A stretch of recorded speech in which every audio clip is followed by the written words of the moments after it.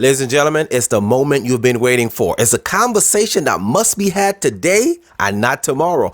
Welcome to another episode of I'm Listening, I'm Ready with your host, Andrew E. Guy.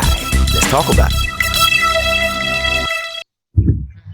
Ladies and gentlemen, if you're listening to me for the first time, if you're just joining us, this is Andrew E. Guy with ILIR-PODCAST. I'm listening and I'm ready. And I'm talking to a friend of mine, very well-studied, well-learned individual, Dr. Reynolds.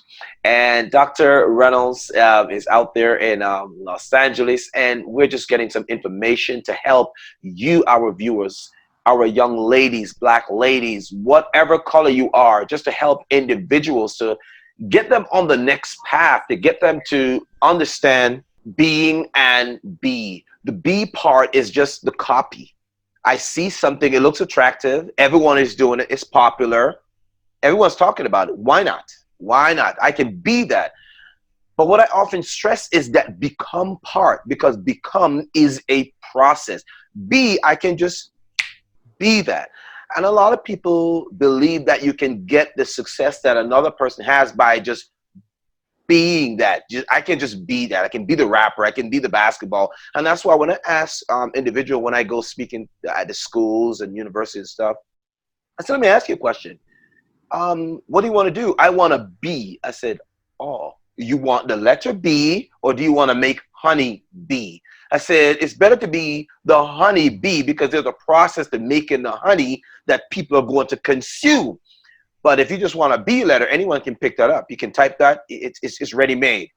The B part of things, I use it as a way to make it comical so they don't feel like I'm picking on them. I said the B part of things is going to create honey, which is sweet to the taste. And when someone consumes that, they're going to be like, wow, you must have gone through a lot of trouble just to make this honey for me. It's the same thing about us understanding purpose.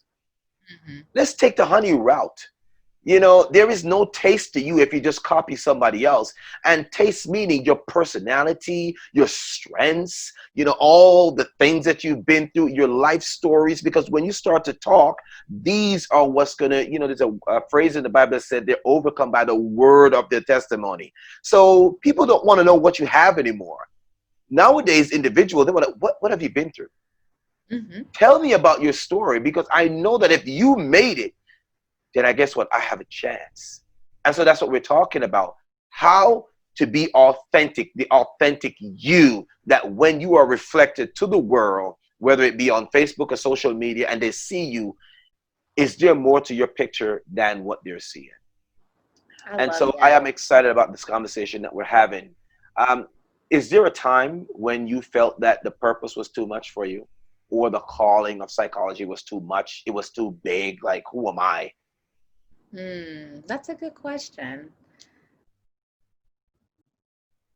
There was a time where I felt confused around becoming a psychologist. And so I don't know that I felt like the purpose was too much for me, but I think I felt like when I didn't feel like it was my purpose, when I felt like I'm doing this, when I was disconnected from it, I felt like, why? I just, it was so overwhelming sometimes to get to this point that I did feel, I guess, but I don't think that it was because I was thinking about it as my purpose, though. I think I was thinking about it as something that I couldn't do, or that was too much for me. So I do believe it is my purpose. I think at that time I wasn't thinking it was my purpose, or I was losing sight of that. And so I felt like, man, like maybe I bit off more than I could chew.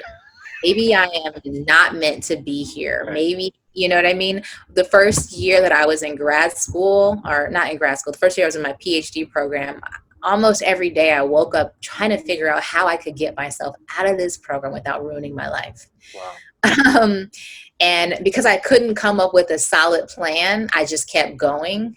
And then eventually I decided for myself, like, I think after about 6 months of that, I said, you can't keep living like this. You know what I mean? So I had to find something inside of me. Like I had to make the best out of what I was going through. And that kind of helped me take a more active role in my life. And I think that that's one of the important keys to your purpose, your calling, and also just to emotional and mental health is taking an active role in your own life. Wow, love it. What's the ratio of Black women going into psychology? I believe the percent of Black psychologists overall is 4%. Of all the psychologists are Black, and so my guess with that it may be more Black women psychologists than there are Black men psychologists. I don't know the exact numbers. If I were to guess, and please don't quote me on this, I think maybe of that, probably 3% are Black women and maybe 1% are Black men. And I don't have any real science to go off that. It's just my personal data from who I know. Correct. Earlier on, you mentioned that, one of your focuses really to help Black women that are either struggling or going through the shift in their mind and dealing with hurts and certain setbacks. And so is that primarily your clientele that you serve? When I'm working at the hospital, I serve a range of people. A lot of them are people of color, not necessarily Black women though. When I'm in my virtual practice, I see a lot of Black women, and I would say that's predominantly who I see in individual therapy right now. A lot of professional Black women who are brilliant, and who just need a little bit of support for improving their lives, who are have some challenges going on, and having that space for them to just pause, to not be super mom, to not be superhuman, to not be so strong, to really be vulnerable and to discuss some difficult experiences that they've had. They really find that space to be valuable, and I think it really enhances their emotional well-being. And what would you have? What advice would you have for Black women now? We spoke about this earlier on, but I think that they're expected to. They're just cliche, or should I say, a stereotype. You're supposed to be strong, and wherever you look, there's a Black fist or something that represents the Black culture of strength and power and overcomer and all of these fantastic words.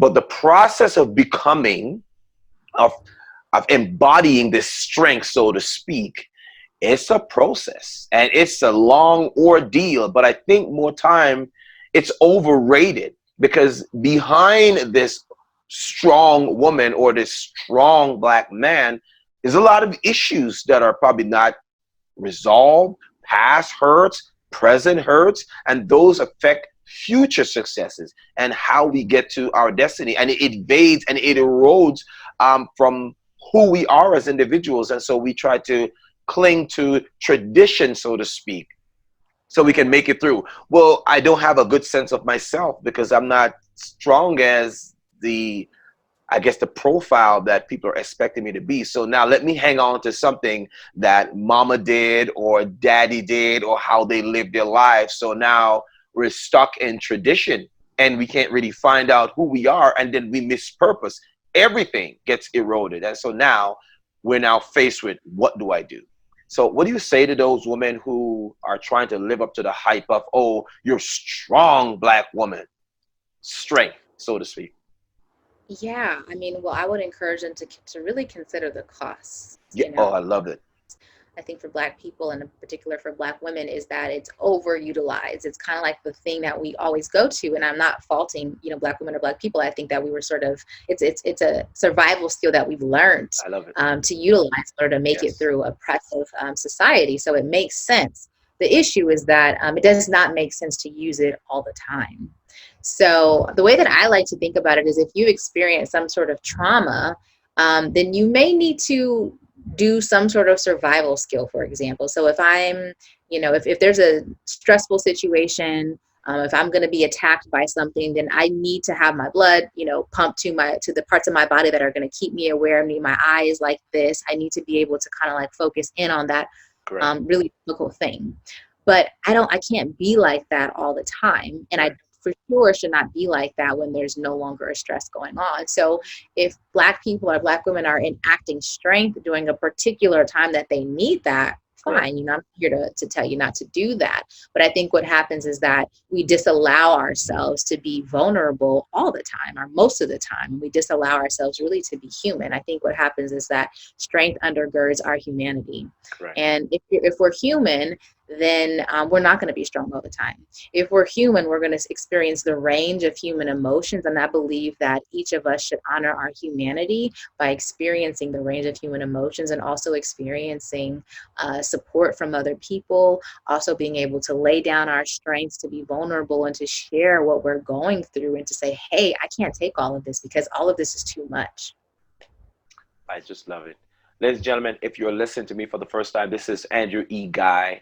You're listening to ILIR Podcast. I'm listening. I'm ready. And I hope you're listening. I hope you got a pen and a pencil. I hope you're taking notes, because I am sitting and I'm talking and I'm getting so much information. I'm right now a sponge, and I'm soaking up all of this great knowledge from our good friend out there in Los Angeles, Dr. Akilah. I'm telling you, the information that she's downloading right now, I need a bigger hard drive. Do you understand what I'm saying?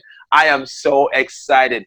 We're speaking about strengths of Black women and how to help them to understand that it's not even about trying to pretend that you're always strong. What she's saying is that you want to embrace that humanity, because we're not always going to be strong. There's going to be days when we have to stop and put down the shield and just said, hey, I need to just stop and take a break. So if that's you, I hope that you're listening, and I hope that you're ready. So Dr. Akilah, we're talking about Black women. I come from a Jamaican background, and my mom has been through quite an ordeal. And when I go to speak, and people are always asking me, so Andrew, how are you able to connect with the youth so well? I mean, by the time you finish, they're all surrounding you, asking you for autograph pieces of paper. I said, well, it's about your story. And we talked about this before. A lot of people are talking about the be instead of the become. And I say that to say this because when mom had me, it was a difficult process. I almost never made it here, because the hospital was quite of a distance. And by the time she knew that I was coming into the world, I came in a taxi. Wow. There I was in a taxi, didn't make it to the hospital. And then one of the nurse came from the hospital, came down to the road to meet the taxi and said, hey, well, listen, if you don't have this baby right now, you're going to lose it. And I'm the guy in the taxi.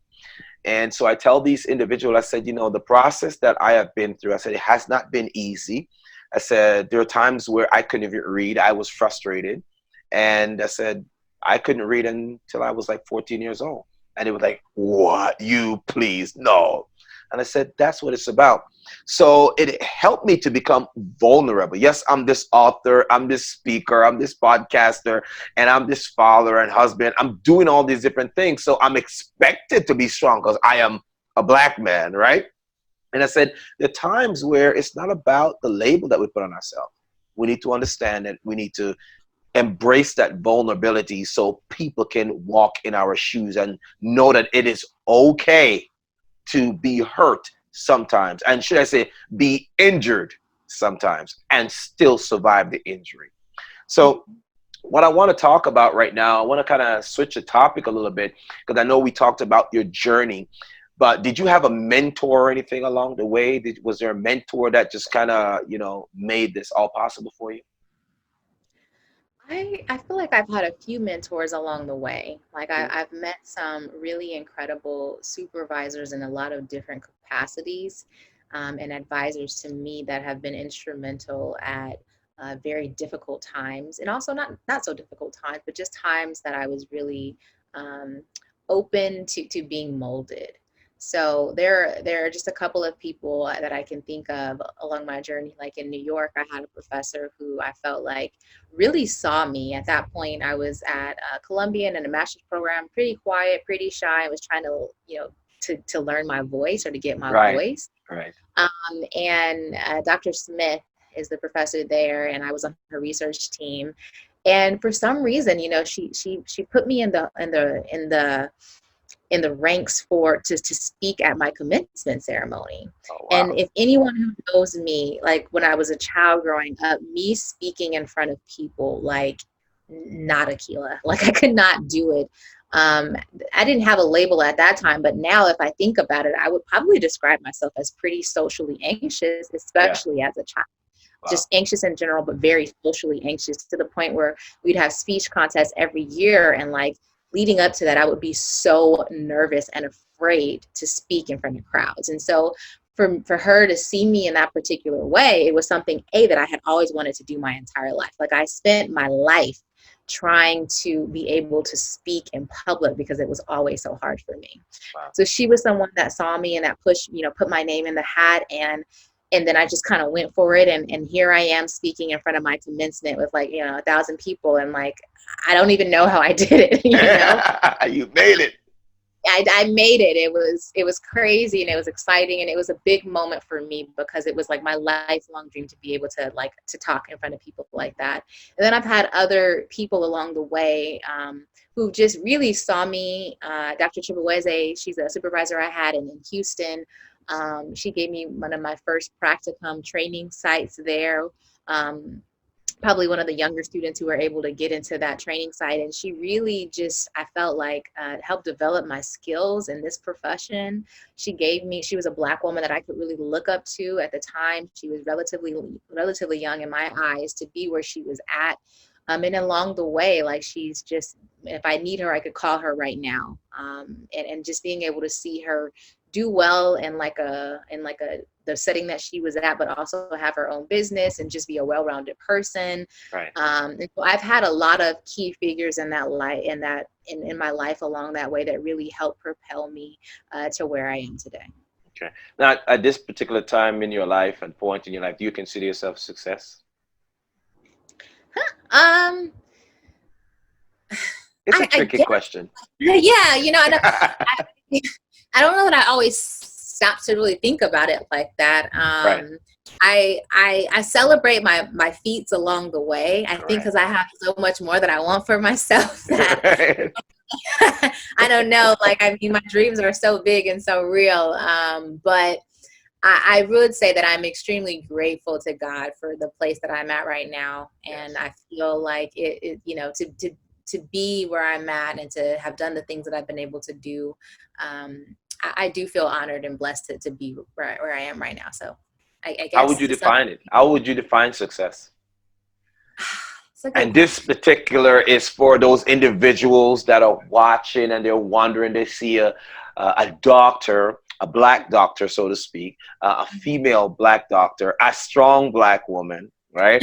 Who is not just standing behind the cliche or the stereotype of strong, but I've gone through the process and is still going through the process, and is now coming back to say, hey, listen, you got to embrace the entire process and be human and be vulnerable. Embrace all of it instead of standing behind the label. So from a success perspective now, what advice would you give to our young ladies in terms of how to define success? Because some of them, they're going on Google to look up success and it's not happening. Yeah.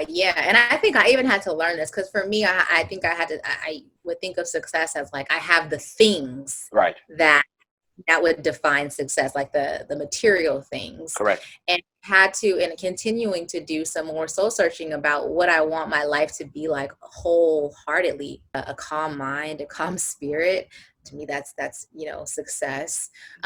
Feeling connected with my purpose and with God and with the people around me. For me, that's success, and feeling a sense of really contentment with where I am. So for my advice to anyone, who's looking for it or is open to it, I would say is to be authentic, to be genuine and to be honestly who you are. For me, that's success, whatever that means to you. I absolutely love that. I tell people all the time, I say, listen, success, if you're looking for success, the first person you should find success for is in you. I said, don't be another individual. A great speaker and author from Nassau, Bahamas said, if you don't know where you're going, any road will get you there. But I said, if you don't know who you are, Any identity will do. I was giving this talk at a college before, and I told the guys, I said, listen, let's say, for example, you take 20 years to be, I didn't say become, to be someone else. Took you 20 years. And I used the Michael Jackson impersonators as an example. I said, man, they can dance, they can kick the leg, they got it, and they got the, they got everything down pat. They got this, you know, they feel it. I mean, they are bad. They're even better than MJ himself. That's how much they've got it. I said, they did that for 20 years. But let's say, for example, one of those impersonators were out of college, like I'm doing right now, doing a talk, and one of the individuals come up to them, the students come up and say, hey, how long have you been doing this? You are great at this. Wonderful. Love it. 20 years. You're good. Is this what you've always wanted to do?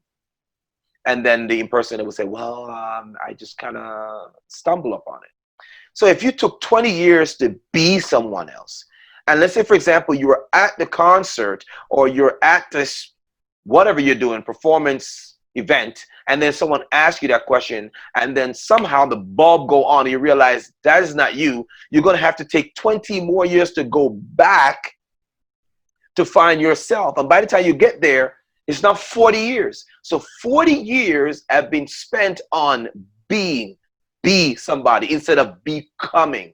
I want to encourage you, if you're watching me today, if you listen to Dr. Akilah, please find you first. There is no other you coming back when you are gone. When the lights are gone, when social media is no longer sociable, it's just you. So find you first and be the authentic you. Don't take 20 years to be somebody else. Become you, your best self. So at the end of the day, you can look in the mirror instead of staring out the window and know that you've given life your best shot. All right? Now, that sounded like I went on a tantrum a while ago, but it is disappointing to see young people, you know, they change with the fashion like a fad. I'm gonna wear this now. I'm wearing skinny jeans. I'm putting on jeans that I can't even get my big toe in. You understand what I'm saying? Yeah. I'm sorry. I'm just like, you know, how do I do that? You know, it's not comfortable to wear regular pants anymore. I need to have them skinny. You know, I take 2 days to put them on. But Dr. Akilah, I wanted to touch on a few questions, and then after we're going to move on into our Think Fire Shoot. And what I wanted to ask is simply this. What was a game changer for you? What was a game changer for you? When did just like, boom, this is it? Yes, we've talked about the struggles, and yes, we've given the advice to our young ladies and our young Black women.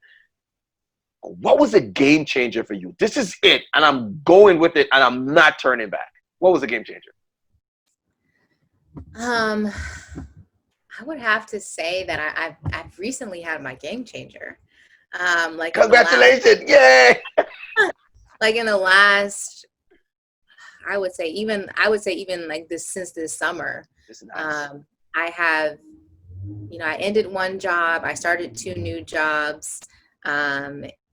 And I really began to kind of do more speaking and more consulting, just doing a lot more. Right. And I've been finding so much joy and so much just contentment with my life, having done that, even how busy I am. And in the last, you know, I would say this past summer up until now, I've had some of the most stressful times of my life. And yet I have been able to kind of persevere through those and find joy in the work that I've been doing.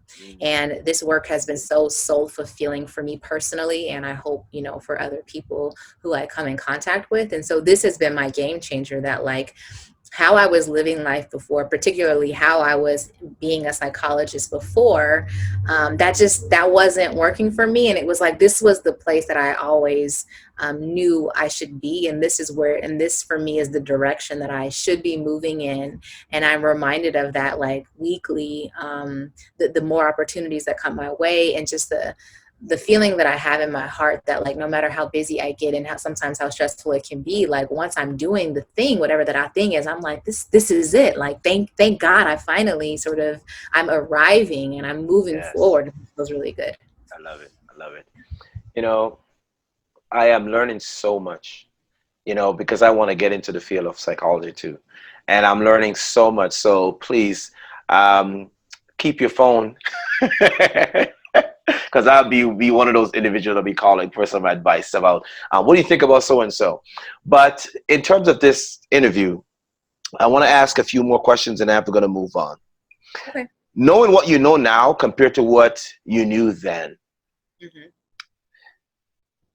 what would be the best advice, your top two advice that you would give to Black women or people of color who think that it's difficult to attain a certain dream because it's not predominantly what we normally do? It doesn't fit the status quo. And how do we get them to prepare their mindset, to change their mindset, to prepare themselves mentally to take on this particular task? Well, I think one thing is that if you're thinking about a space that isn't predominantly what we do, Right. then this might really be an opportunity for you, and it really might be what our community needs. So Love I it. would ask people to submit that, to consider that this is actually a void that you could fulfill and could be really needed and necessary and helpful. The other piece is my ability to make it through this trajectory, this pathway, was really because I was surrounded by good people. And I was attached to like a lot of Black psychologists or psychologists in training that really enveloped me. We enveloped each other, and we Love it. rode for each other. And without them, there would be no Dr. Akilah. So I really say that you got to find your tribe of people who love, support, and who you can lean on to make it Yes. through the really difficult times. I hope you're listening. I hope you're ready. I hope you got that advice. You have to make sure you have your own tribe. This is almost like a war of becoming you. And you're going to have an army behind you and in front of you and beside you. And I guess that accounts for that humanistic part of you that said, I need help. I can't do this by myself. It's going to take a community. Last question before we get into our Think Fire Shoot. What does it mean in terms of taking charge? Taking charge of your own learning helps to shape your destiny. What would you say destiny is? That's a really good question. Destiny. Um, I think destiny is really just where you're supposed to be. Mhm. Whatever you're supposed to be on this earth doing or have done. Um, that's what it is. And so I encourage people to um, pursue the hard work or the things that are inside of them that can get them to their ultimate destiny. It's the thing that kind of tends to happen, probably, I wouldn't say no matter what, but despite some of the maybe some terrible things that might happen to you, like it's the thing that prevails no matter what. And so I would say keep pushing towards that thing. All right. Here's a quote that I want to get your perspective on. It says, so many people spend their time looking in the rear view mirror instead of the front windshield on our highway of living. So Mhm. many people spent their time looking in the rear view mirror instead of the front windshield on the highway of living. Your thoughts?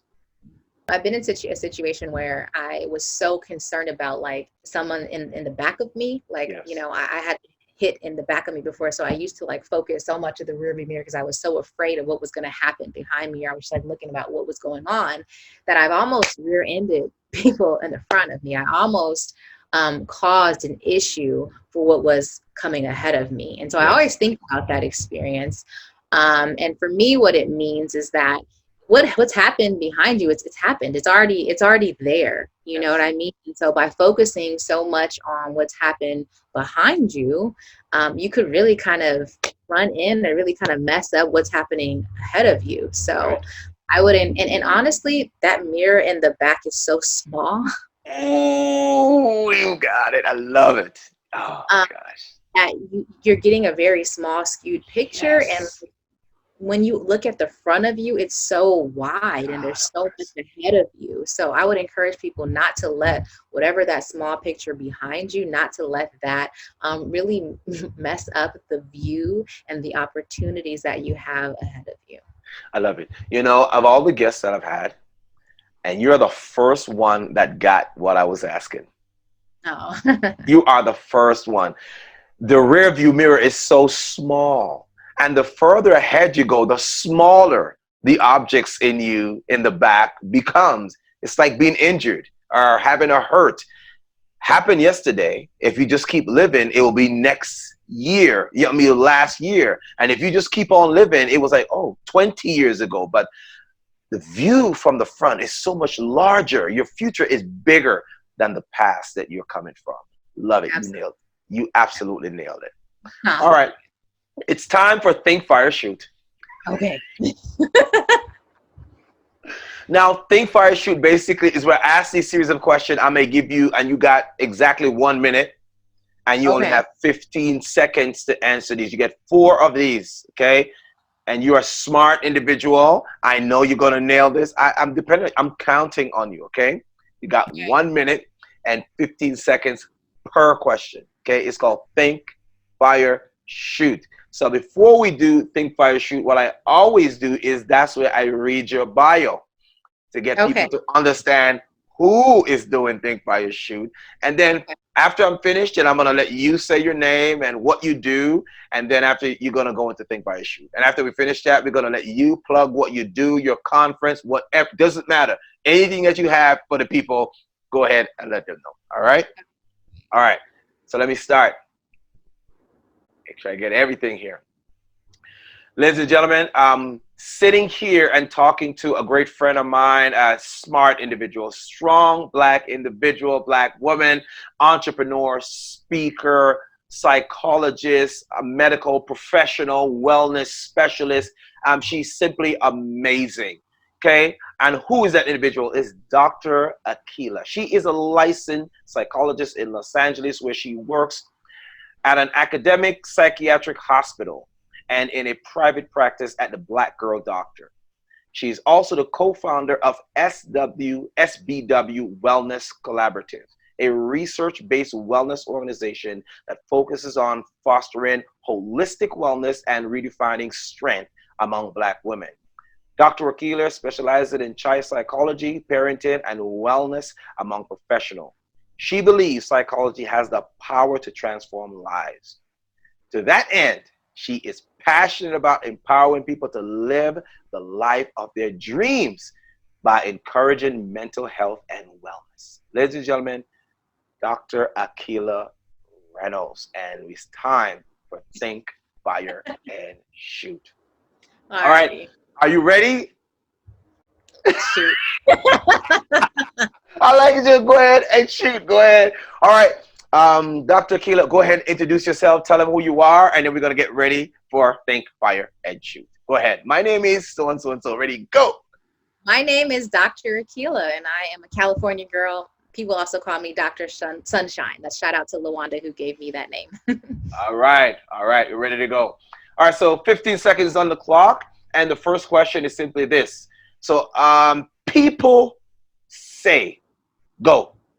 People say that they can't afford therapy, but then when I talk with them, they often tell me about other things that they use their money for, like drinking, going out, often shopping, and then I find that they may have some extra income for therapy, which is in the long term is more helpful. Did I make it? This is hard. Oh, you went over. No! I tried to. How much All right. over? You did great. You did great. You did great. Let's go. Next question. Next question. Question number 2. Family and culture, ... Go. Family and culture are really important to who you are as a person. They really impact how you see life and how you live it. Oh, that was good. Very good. 13.2 seconds.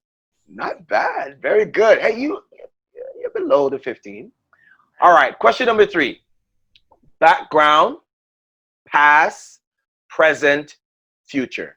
Background, past, present, future? Go. Are all things that we talk about in therapy and in psychology, and they're relevant to your life. I love it. I love it. I love it. It's relevant and it's meaningful and it's right within our reach and it's part of the answer. Wonderful. Love the way you put it. Question number 4. So this is the long one. Okay. And it's called this. It says determination, will, guts, obstacles. So what? Go. They can be a part of your purpose and a part of your destiny, moving your life forward. So don't let them hold you back. Ladies and gentlemen, that ends our session on Think, Fire, and Shoot. We are here with Dr. Akilah. Dr. Akilah, where can they find you? Please tell us, where can they find you? What do you have to offer them? Any service that you have that they just got to get it? Go ahead. This is your time. Go. Absolutely. So you can follow me on Instagram. That's at Dr. Akilah, Dr.Akilah. You can also go to drakilah.com. By the time this podcast comes out, it should be up and running at www.drakilah.com. If you're looking for virtual therapy, I'm a part of a group practice. It's called The Black Girl Doctor. You can go to theblackgirldoctor.com or find us on Instagram at The Black Girl Doctor. And then if you're interested in this wellness retreat that I'm putting on, it is called Mask Off. And the best way to get tickets to that is really just to go to our Instagram at sbw.selfcare.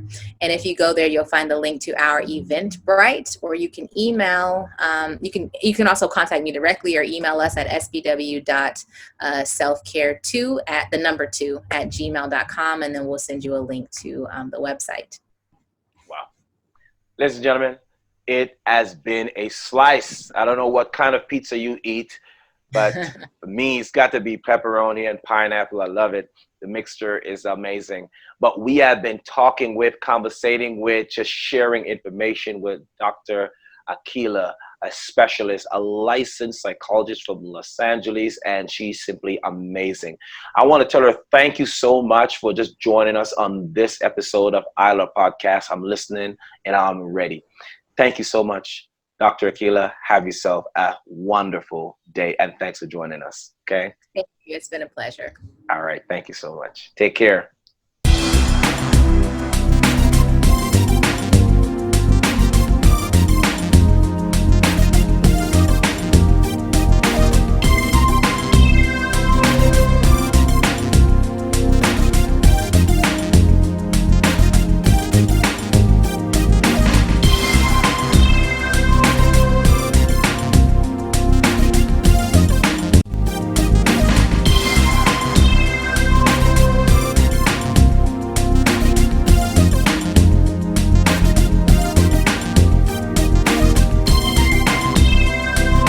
Until next time, keep listening, live ready, talk soon.